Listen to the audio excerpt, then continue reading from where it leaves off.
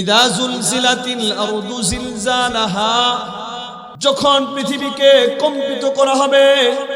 পৃথিবীটাও, এই আয়াতের তাফসিরে মুফাসসিরিনে কেরাম লিখেছেন, পৃথিবীটাকে যখন আল্লাহ তাআলা ঝাঁকুনি দিবেন, বারবার ঝাঁকুনি দিবে, বারবার ঝাঁকুনি দেওয়ার কারণে পৃথিবীটা প্রবলভাবে কাঁপতে থাকবে, প্রবলভাবে কাঁপবে। ইদা জুলজিলাতিল আরদু জিলজালাহা, এটা যদি বুঝতে চান তাহলে একটু আমাদের সমাজে ঘটে যাওয়া কিছু বিষয় বুঝলেই বুঝতে পারবেন। বিভিন্ন সময় ভূমিকম্প হয়, হয় কি হয় না?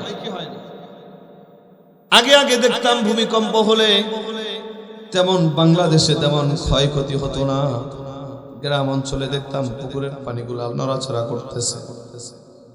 কিন্তু ইদানিং গত 1-2 বছর ধরে বাংলাদেশে ভূমিকম্পের অবস্থা অনেক বেশি দেখা যাচ্ছে। অনেক ঘন ঘন ভূমিকম্প হচ্ছে, তাও ভয়ঙ্কর ভাবে। 10 তলা 20 তলা বিল্ডিং গুলাকে আল্লাহ রাব্বুল আলামিন যখন ঝাঁকুনি দিচ্ছেন, একটা 20 তলার বিল্ডিং বানাইতে কোটি কোটি টাকা খরচ করতে হয়। বাংলাদেশের সবচেয়ে মজবুত যে রড আছে, সবচেয়ে মোটা যে রড আছে, সেই রডটা ব্যবহার করা হয়, ঠিক না ভাই? ঠিক। সবচেয়ে কঠিন ভাবে যেটা বানানো যায় সেইভাবেই তারা বানায়। এরপরেও দেখা যায় আল্লাহ তাআলার ক্ষমতা সামান্য সামান্য সামান্য পরিমাণ দিয়া যখন আল্লাহ একটা ঝাঁকুনি মারেন, এক ঝাঁকুনির ঝালায় 20 তলা বিল্ডিং গুলা ঝাঁকতে ঝাঁকতে ভেঙ্গে পড়ে। কথা বলেন ঠিক না ভাই? ঠিক। আমার ভাইয়েরা, বাবাজিরা, পর্দার আম্মা জান, ভূমিকম্পের সময় যেটা আমরা দেখি, এটা তো আল্লাহ তাআলার সামান্য একটা শক্তির সামান্য প্রমাণ মাত্র। আমি একটু আপনাদের থেকে জানতে চাই, আল্লাহ তাআলার শক্তি কি এতটুকু? সবাই বলেন নাকি আরো আছে? আরো আছে মানে কত যে আছে এটা আপনার আবার মাথায় ধরবে না, সম্ভব না। কথা ঠিক নেই? যে ভূমিকম্পের সময় যে নাড়ানাটা আল্লাহ তাআলা দিচ্ছেন, যে ঝাঁকুনিটা দিচ্ছেন, আল্লাহ তাআলার শক্তির পাওয়ারের যাররা যাররা পরিমাণকে যদি আরো ছোট করা হয়, কোন পরিমাণের চেয়ে আরো ছোট সামান্য শক্তি আল্লাহ তাআলা দিচ্ছেন। ওই সামান্য শক্তিতে যখন 20 তলা বিল্ডিংটা এইভাবে ঝাঁকুনি দেয়া ভেঙে পড়ে যায়, যেদিন আল্লাহ তাআলা সর্বশক্তি দিয়া পৃথিবীটাকে যেদিন ঝাঁকুনি দিবে, অবস্থা কি হবে? আলমে আউয়াল বারায়ে ইমতিহান, আলমে সানি বারায়ে ওয়া আলমে আউয়াল বারায়ে ইমতিহান, আলমে সানি বারায়ে ওয়া ইয়াউমে দিকে জুলজিলাত জিলজালাহা, হাজামা বাশদ গাওয়াহে হালাহা। আমার ভাইরা, বন্ধুরা, বাবাজিরা, পর্দার আম্মা জান, আল্লাহ রাব্বুল আলামিন বলেন, ইদা জুলজিলাতিল আরদু জিলজালাহা, যখন আল্লাহ তাআলা পৃথিবীটাকে ঝাঁকুনি দিবেন। রহমাতাল লিল আলামিন নবী, কোরআনে তোমার আশিক বিনে কে বুঝিবে, আমার দয়ার নবীর শান, উম্মত বিনে কে বুঝিবে, আমার দয়ার নবীর শান। নবী আমার মদিনার বুলবুল,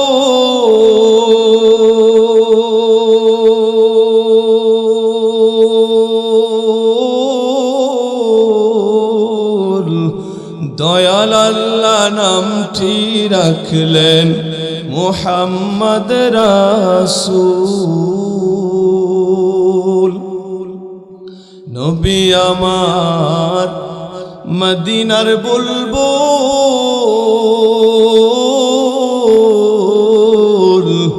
দয়াল আল্লাহ নামটি রাখলেন মুহাম্মদ রাসূল। সেই নবীকে না মানিলে, সেই নবীজির কথা না মানলে থাকে না ঈমান। আশিক বিনে কে বুঝিবে আমার দয়ার নবীর শান।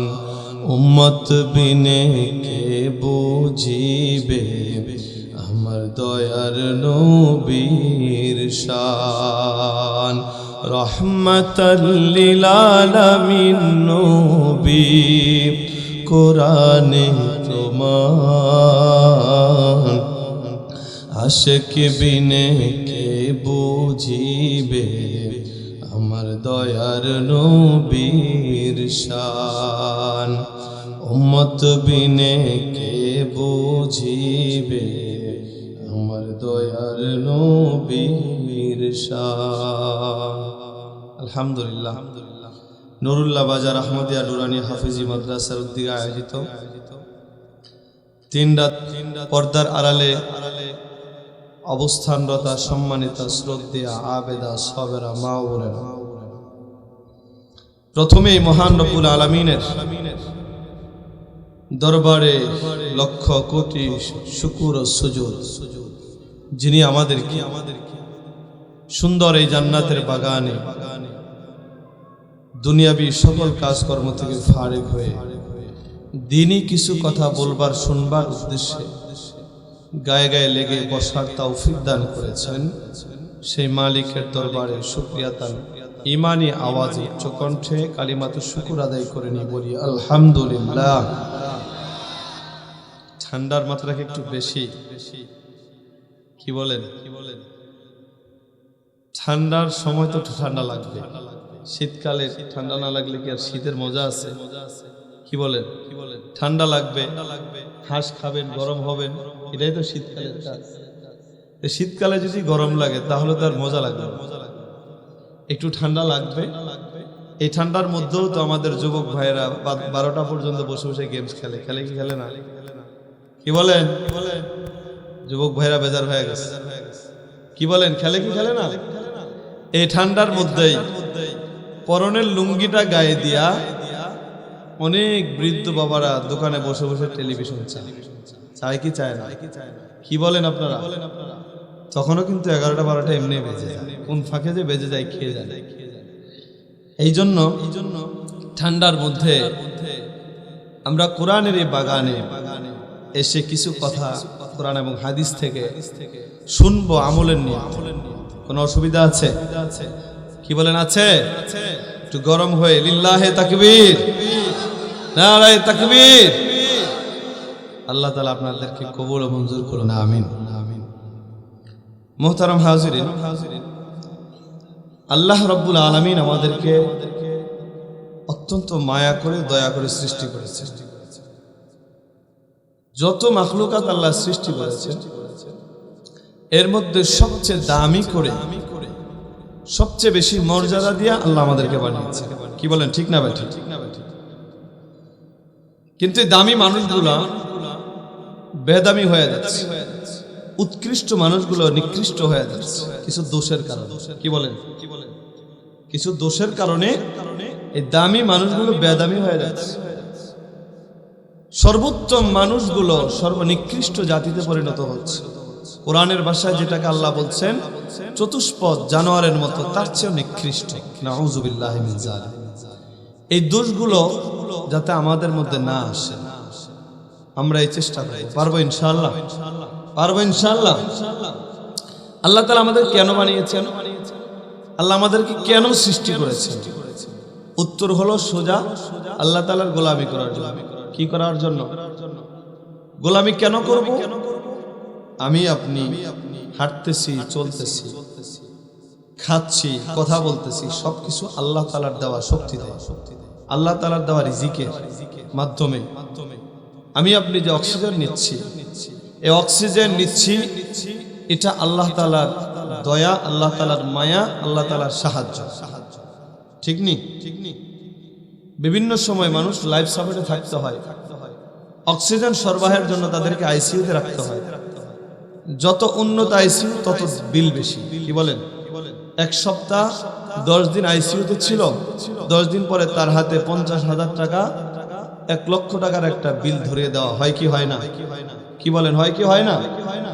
তাহলে 10 দিনের বিল যদি 50,000 টাকা হয়, আমি আপনি প্রতিদিন কি পরিমাণ অক্সিজেন ব্যবহার করছেন একটু চিন্তার ব্যাপার।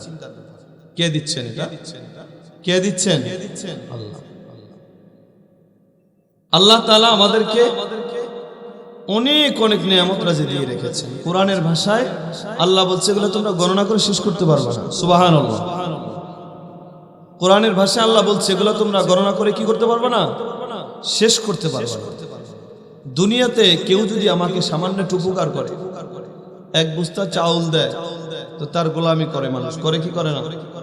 করে কি করে না? একটা চাকরির সুপারিশ করে, একজনের একটা সাইনে একটা সুপারিশে এক আল্লাহর বান্দা একটা চাকরি পাইছে, বেতন কত? 20, 30, 50,000 টাকা। তো এর দ্বারা সে তাকে ভুলতে পারে না, সারা জীবন পারে না যে তার জুতাগুলো সোজা করে দেয়। কি বলেন, ঠিক নেই? সে যখন যা বলে সেটাই সে মানে।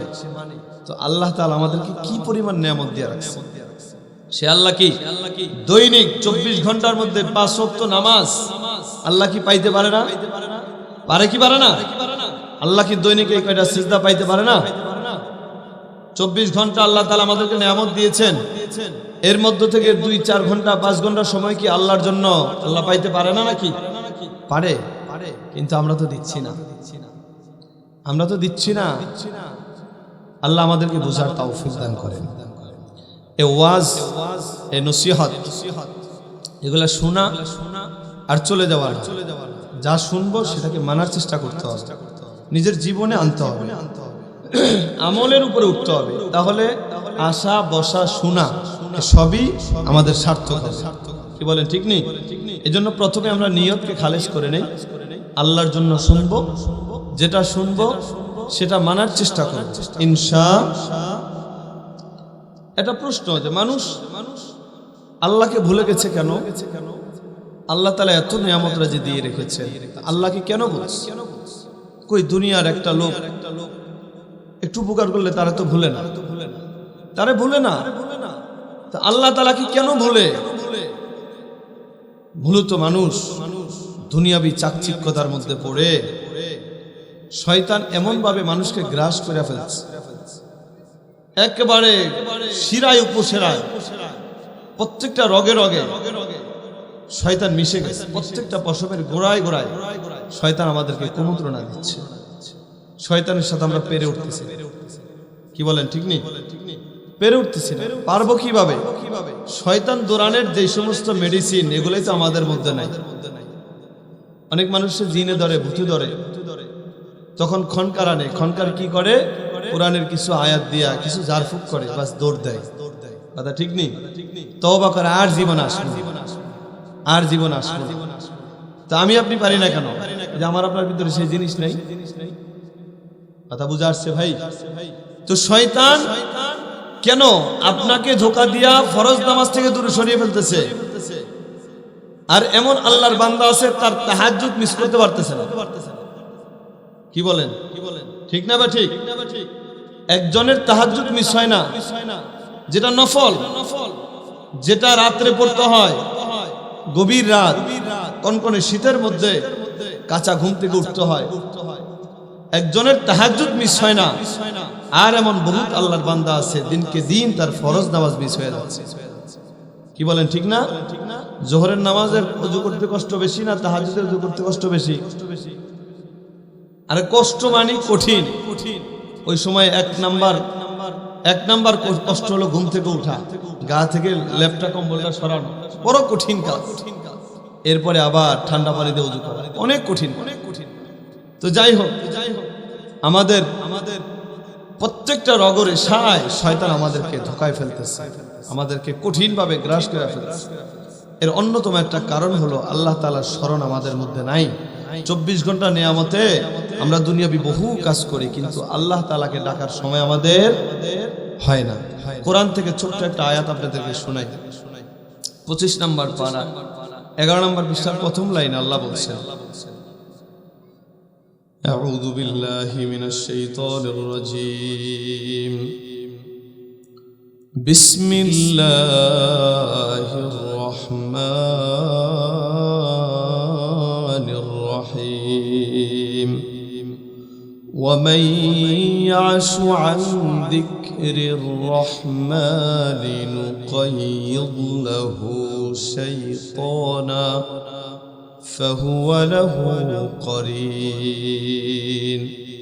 এই আয়াতের মধ্যে আল্লাহ বলেন, ومن يعش عن ذكر الرحمن, যে ব্যক্তি আল্লাহ তাআলার জিকির থেকে, রহমানের জিকির থেকে গাফেল, উদাসীন, যার মধ্যে আল্লাহর স্মরণ নাই, নুকাইয়িদ লাহু শাইতানা, তাকে শয়তান গ্রাস করে। কি করে? গ্রাস করে, তার উপর শয়তান ভর করে। জিন যেমন ভর করে, জিন ভূত কোন মানুষের উপর ভর করলে সে মুখ থেকে যেটা বলে এটা মূলত তার কথা না, এটা হলো জিনের কথা। কি বলেন? কথা ঠিক না? ঠিক। এটা কার কথা? 10 বছরের বাচ্চারা জিনে ধরছে। যখন তার উপর জিন এসে সওয়ার হয়, ভর করে, তার সাথে 30 বছরের একটা যুবক তার সাথে অনেক সময় পেরে ওঠে না। এত শক্তি কোত্থেকে আসে? এটা মূলত 10 বছরের বাচ্চারা শক্তি না, তার সাথে যেটা আছে ওইটার শক্তি। কি বলেন? কথা ঠিক নেই? আল্লাহ বলছে যারা রহমানের জিকির থেকে গাফেল, উদাসীন, আল্লাহর স্মরণ থেকে যারা গাফেল, উদাসীন, তাদের উপর শয়তান ভর করে। সে যেটা করে এটা তার কাজের সব শয়তানের কাজ। আর কাজ শয়তান তাকে গ্রাস করে। এই জন্য আল্লাহ তাআলার জিকির থেকে উদাসীন হওয়া যাবে না। আমি আজকে যে সূরা থেকে আপনাদেরকে কিছু আলোচনা শোনানোর চেষ্টা, সূরাতুজ জিলজাল, কোরআনুল কারীমের অত্যন্ত গুরুত্বপূর্ণ একটি সূরা। 8 আয়াত আছে এই সূরার মধ্যে। এই সূরার আলোচনা শুনলে আমাদের মধ্যে আল্লাহর ভয় জাগ্রত হবে ইনশাআল্লাহ। এই সূরার আলোচনা শুনলে আমরা বুঝতে পারবো এই চাকচিক্যময় পৃথিবী, এটার অবস্থা কেমন হবে। এটা কি এরকমই থেকে যাবে নাকি এটার অন্য কোনো পরিণতি ঘটবে, এটা আমরা বুঝতে পারবো এই সূরা থেকে শুনলে। আমরা আর ভূমিকা না টেনে আলোচনা শুরু করব ইনশাআল্লাহ। সূরাতুজ জিলজালের প্রথম আয়াতের মধ্যে আল্লাহ বলছেন, ইযা যুলজিলাতিল আরদু জিলজালাহা, ইযা যুলজিলাতিল আরদু জিলজালাহা। আল্লাহ বলছেন যখন জমিনকে কম্পিত করা হবে, ইযা যুলজিলাতিল আরদু, যখন জমিনকে ঝাঁকুনি দেওয়া হবে। কি দেওয়া হবে? আপনি যদি 5টা ধরে নাড়া দেন পুরা প্যান্ডেলটা নড়ে উঠবে। ঠিক নেই? ইযা যুলজিলাতিল আরদু জিলজালাহা, যখন পৃথিবীকে কম্পিত করা হবে, পৃথিবীটাও। এই আয়াতের তাফসিরে মুফাসসিরিনে কেরাম লিখেছেন পৃথিবীটাকে যখন আল্লাহ তাআলা ঝাঁকুনি দিবেন, বারবার ঝাঁকুনি দিবে, বারবার ঝাঁকুনি দেওয়ার কারণে পৃথিবীটা প্রবলভাবে কাঁপতে থাকবে, প্রবলভাবে কাঁপবে। ইযা যুলজিলাতিল আরদু জিলজালাহা, এটা যদি বুঝতে চান তাহলে একটু আমাদের সমাজে ঘটে যাওয়া কিছু বিষয় বুঝলেই বুঝতে পারবেন। বিভিন্ন সময় ভূমিকম্প হয় কি হয় না? আগে দেখতাম ভূমিকম্প হলে তেমন বাংলাদেশে তেমন ক্ষয়ক্ষতি হতো না। গ্রাম অঞ্চলে দেখতাম পুকুরের পানিগুলো নড়াচড়া করতেছে। কিন্তু ইদানিং গত 1-2 বছর ধরে বাংলাদেশে ভূমিকম্পের অবস্থা অনেক বেশি দেখা যাচ্ছে। অনেক ঘন ঘন ভূমিকম্প হচ্ছে, তাও ভয়ঙ্কর ভাবে। 10 তলা 20 তলা বিল্ডিং গুলাকে আল্লাহ রাব্বুল আলামিন যখন ঝাঁকুনি দিচ্ছেন, একটা 20 তলার বিল্ডিং বানাইতে কোটি কোটি টাকা খরচ করতে হয়। বাংলাদেশের সবচেয়ে মজবুত যে রড আছে, সবচেয়ে মোটা যে রড আছে, সেই রডটা ব্যবহার করা হয়। ঠিক না ভাই? ঠিক। সবচেয়ে কঠিন ভাবে যেটা বানানো যায় সেইভাবেই তারা বানায়। এরপরেও দেখা যায় আল্লাহ তাআলার ক্ষমতা সামান্য সামান্য সামান্য পরিমাণ দিয়া যখন আল্লাহ একটা ঝাঁকুনি মারেন, এক ঝাঁকুনির ঝালায় 20 তলা বিল্ডিং গুলা ঝাঁকতে ঝাঁকতে ভেঙ্গে পড়ে। কথা বলেন ঠিক না ঠিক? আমার ভাইয়েরা, বাবাজিরা, পর্দার আম্মা জান, ভূমিকম্পের সময় যেটা আমরা দেখি এটা তো আল্লাহ তাআলার সামান্য একটা শক্তির সামান্য প্রমাণ মাত্র। আমি একটু আপনাদের থেকে জানতে চাই আল্লাহ তাআলার শক্তি কি এতটুকু? সবাই বলেন নাকি আরো আছে? আরো আছে মানে কত যে আছে এটা আপনার আবার মাথায় ধরবে না, সম্ভব না। কথা ঠিক নেই? যে ভূমিকম্পের সময় যে নাড়ানাটা আল্লাহ তাআলা দিচ্ছেন, যে ঝাঁকুনিটা দিচ্ছেন, আল্লাহ তাআলার শক্তির পাওয়ারের যাররা যাররা পরিমাণকে যদি আরো ছোট করা হয়, কোন পরিমাণের চেয়ে আরো ছোট সামান্য শক্তি আল্লাহ তাআলা দিচ্ছেন। ওই সামান্য শক্তিতে যখন 20 তলা বিল্ডিংটা এইভাবে ঝাঁকুনি দেয়া ভেঙে পড়ে যায়, যেদিন আল্লাহ তাআলা সর্বশক্তি দিয়া পৃথিবীটাকে যেদিন ঝাঁকুনি দিবে, অবস্থা কি হবে? আলমে আউয়াল বারায়ে ইমতিহান, আলমে সানি বারায়ে ওয়া আলমে আউয়াল বারায়ে ইমতিহান, আলমে সানি বারায়ে ওয়া ইয়াউমে দিকে জুলজিলাত জিলজালাহা, হাজামা বাশদ গাওয়াহে হালাহা। আমার ভাইরা, বন্ধুরা, বাবাজিরা, পর্দার আম্মা জান, আল্লাহ রাব্বুল আলামিন বলেন ইদা জুলজিলাতিল আরদু জিলজালাহা, যখন আল্লাহ তাআলা পৃথিবীটাকে ঝাঁকুনি দিবেন, যখন আল্লাহ তাআলা পৃথিবীটাকে কাঁপিয়ে দিবেন, পৃথিবীটা বারবার ঝাঁকুনি দেওয়ার কারণে প্রচন্ড ভাবে কাঁপতে থাকবে, প্রচন্ড ভাবে কেঁপে উঠবে।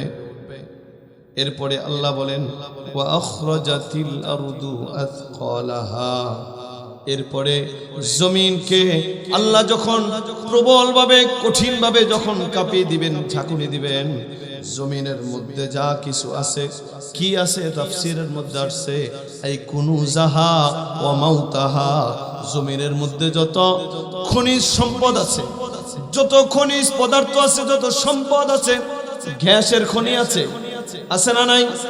কয়লার খনি আছে। এই যে আমরা দেখি বহুদিন ধরে মানুষ ভোলার মধ্যে গ্যাসের খনি খুঁজে পেয়েছে, ভোলা থেকে গ্যাস নিয়ে ঢাকাতে পুরা বাংলাদেশে সাপ্লাই হয়। আর ভোলার মানুষ কখনো কখনো অক্সিজেনের অভাবে দুনিয়া ছেড়ে চলে যায়। কথা বলেন, হাজার হাজার কোটি টাকার সম্পদ ভোলা থেকে না হয়, অথচ বরিশাল ভোলা সেতুটা তারা করে না। বরিশাল ভোলা সেতুটা থাকলে আমাদের জন্য অনেক উপকার হইতো। কথা বলেন ঠিক না বা ঠিক? সেতু না থাকার কারণে কখনো কখনো লঞ্চ পাওয়া যায় না, আবার কখনো কখনো সমস্যার কারণে স্পিড বোটও চলে না। আর যদি সেতু থাকতো, এই সমস্ত নদী মাতৃক যে ঝামেলাগুলো আছে এগুলার মধ্যে পড়া লাগতো না। আওয়াজ দিয়া বলেন ঠিক না বা ঠিক?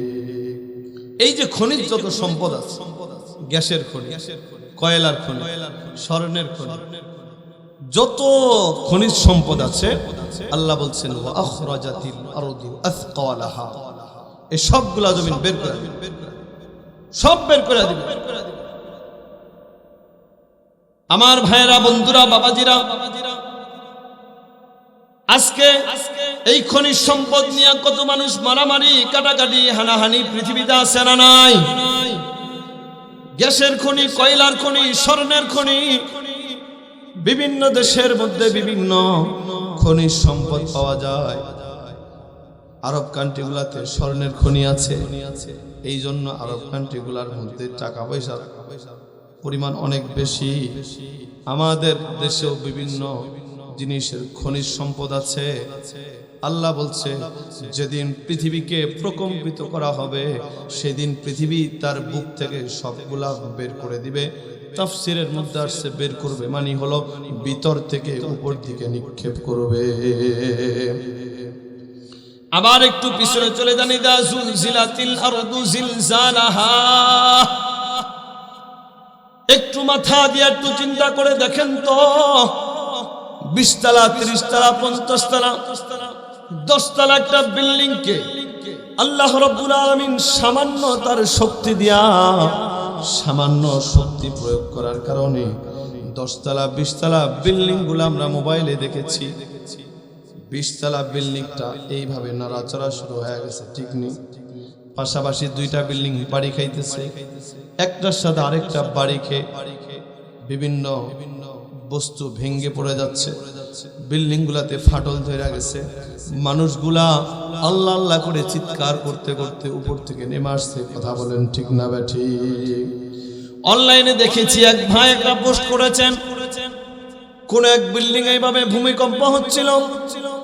যখন ভূমিকম্প শুরু হয়ে গেছে, ঢাকাতে যখন ভূমিকম্প শুরু হয়ে গেছে, 10 তলার মানুষগুলা বাঁচার জন্য দ্রুত নিচে নেমে আসছে। কথা বলেন না ঠিক না ঠিক?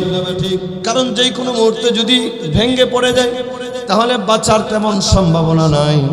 এই জন্য 10 তলা থেকে যত দ্রুত পারছে বের হয়ে আসছে। এক ভাই একটা পোস্ট করেছে, কি পোস্ট করেছে? তিনিও নামতেছিলেন উপর থেকে, তাকায় দেখে সিঁড়ির উপরে দামি একটা মোবাইল পড়ে আছে, দামি একটা মোবাইল। দুনিয়ার মানুষ একটা মোবাইলের জন্য, যুবকেরা বাবা মার কাছে কত বায়না ধরে গেমস খেলার জন্য। কথা বলেন ঠিক না ঠিক? একটা মোবাইল কিনে দেয় না, মোবাইল কিনে দেওয়ার জন্য বলেছে, বাপ মা দিচ্ছে না, সেই জন্য করে খাওয়া দাওয়া করতেছে না, ভাত খাবো না, এই বাড়িতেও থাকবো না। কথা বলেন ঠিক না ঠিক? আমার ভাইরা বন্ধুরা, তো আদরের মোবাইলটা সিঁড়ির উপরে রেখে দৌড় দিয়েছে নিচের দিকে বাঁচার জন্য। কিয়ামতের সামান্য আলামত এটাই যে তার এখনকার অবস্থা তো এমন, যুবকদের বউ ছাড়া থাকা যাবে কিন্তু মোবাইল ছাড়া থাকা যাবে। কথা বলেন না কেন? বউ ছাড়া তারা থাকতে পারবে, বিয়া না করাইলে সমস্যা নাই, কিন্তু মোবাইল লাগবে। কথা ঠিক নিবে? কথা ঠিক নেই? আমাদের যুবকেরা বউ না দিলেও চলবে কিন্তু মোবাইল লাগবে। অনেক বিবাহিত যুবক এমন আছে, বউর কাছে সময় দেয় না কিন্তু মোবাইলের পিছনে প্রচুর সময় দেয়। দেয় কি দেয় না? এত আদরের মোবাইলটা, এত দামি মোবাইলটা সিঁড়ির উপর রেখে দৌড় দিছে। এটা নিবে যে পিছনের দিকে তাকানোর তো সময় নাই, কারণ যদি ভেঙে পড়ে 1 সেকেন্ড যদি আমি মোবাইল নিতে যদি লেট করে ফেলি তাহলে হয়তো বিল্ডিং ভেঙে পড়লে আমি মরে যাব, আমি তো শেষ হয়ে যাব। চিন্তা করেন তো, এত আদরের দামি মোবাইলটা রেখে আল্লাহর বান্দা দৌড় দিছে সামান্য একটা ঝাঁকুনির কারণে। যেদিন আল্লাহ তাআলা তাম পৃথিবীকে সর্বশক্তি প্রয়োগ করে যেদিন ঝাঁকুনি দিবে, একটু মাথায় ঢুকান তো সেদিনকার অবস্থাটা কেমন হবে। রোজে মাহশর हर नेहा पैदा शवाद, रोज़े महशर हर नेहा पैदा शवाद, हमसे खुद हर मुजरिमा रसवा शवाद, दस्ते गोयद मंचुनी दज़दीदाम, लब्बे गोयद मंचुनी बूसीदाम, चश्मे गोयद दीदाम सोए हराम, होशे गोयद चीदाम समरुल कलाम। আমার ভাইরা বাবাজিরা, যেদিন কিয়ামত সংগঠিত হয়ে যাবে, কিয়ামতের ময়দানে আল্লাহ রাব্বুল আলামিন এত সুন্দর পৃথিবীটাকে যেদিন কঠিন ভাবে, যেদিন তিনি প্রবল ভাবে ঝাঁকুনি দিবেন, সামান্য পরিমাণ ভূমিকম্পের কারণে মানুষ জান নিয়া আগে বাঁচার জন্য দৌড় দেয়, সেদিন দৌড়তে পারার কোনো সুযোগ হবে না। প্রচন্ড ভাবে ঝাঁকুনি যখন দিবে, কিয়ামত যখন কায়েম হবে, এই যে খুঁটিবিহীন আসমান দাঁড়িয়ে আছে, খুঁটিবিহীন আসমান দাঁড়িয়ে আছে, কোথাও কোনোদিন ফাটল ধরে নাই, ধরছে না। কথা বলেন না, কোথাও কোনোদিন ফাটল ধরে নাই। আল্লাহ তাআলার কুদরতে যে আসমান দাঁড়িয়ে আছে, এই আসমানগুলো ভেঙ্গে চৌচির হয়ে যাবে, তারকারাজিগুলো পড়ে যাবে। পৃথিবীর পেড়াক হিসাবে পাহাড়গুলাকে আল্লাহ তাআলা স্থাপন করে রেখেছেন, পাহাড়গুলা তুলার মতো উঠতে থাকবে। কিয়ামতের ভয়াবহতা এমন হবে, আমি আমার আপনার আদরের সন্তানগুলার কথা মনে থাকবে না। যেমনি ভাবে ওই ভাই সামান্য ভূমিকম্পের কারণে তার আদরের মোবাইলের কথা যেমন মনে থাকে না, আমার আপনারও কিয়ামতের দিন আদরের জিনিসের কথা মনে থাকবে না। কথা বলেন ঠিক না বেঠিক?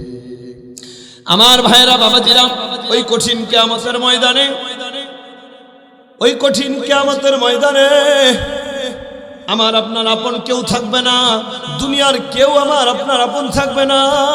দুনিয়ার ঘর বাড়িগুলো সব ভেঙ্গে চৌচির হয়ে যাবে, দুনিয়ার সব দালানগুলো সব ভেঙ্গে চৌচির হয়ে যাবে।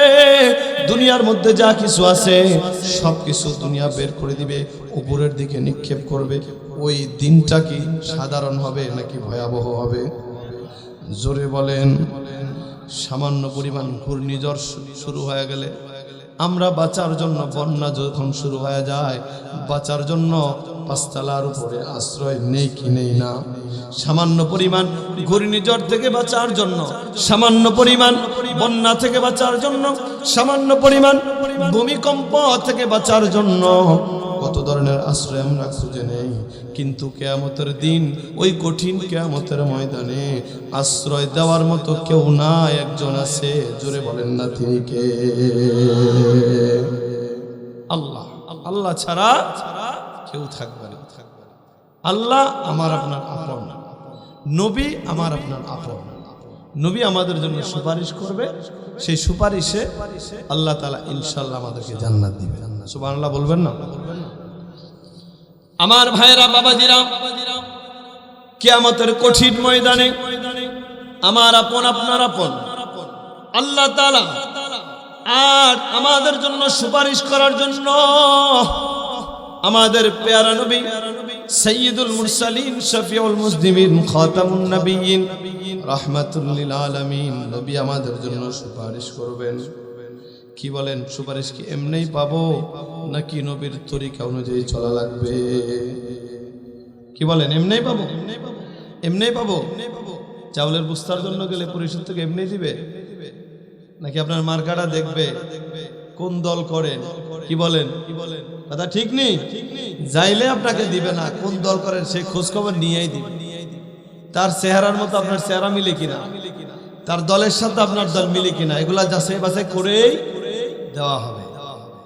ঠিক তো দুরূপ কিয়ামতের কঠিন ময়দানে আমি আপনি যদি নবীর সুপারিশ পেতে হয়, নবীর তরিকা অনুযায়ী চলা লাগবে। কি বলেন? কথা ঠিক না ঠিক? আমার ভাইরা বন্ধুরা, ছোট্ট একটা ওয়াকি আপনাদেরকে শোনায় দেই। নবীজির সুন্নতের মধ্যে, নবীজির আদর্শের মধ্যে একটা হলো দাড়ি। কি বলেন? বিশ্বের বড় একজন আলেম, এখনো তিনি জীবিত আছে, পাকিস্তানের বড় একজন আলেম, নাম হলো মাওলানা তারিক জামিল। নাম শুনছেন?